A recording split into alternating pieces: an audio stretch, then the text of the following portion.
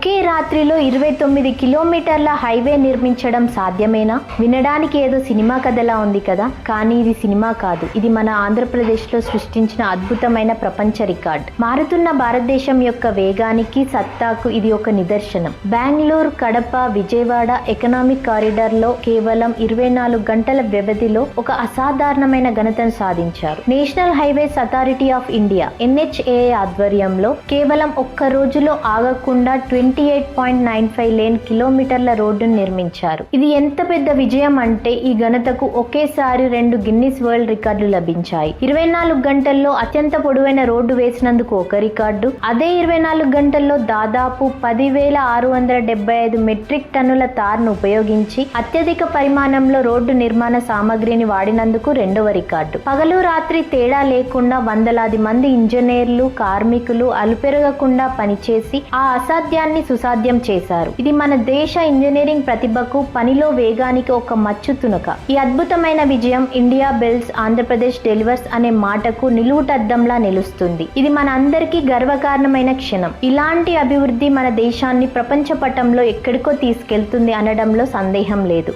ఈ అద్భుతమైన ఘనతపై మీ అభిప్రాయం ఏంటో కింద కమెంట్స్ లో చెప్పండి.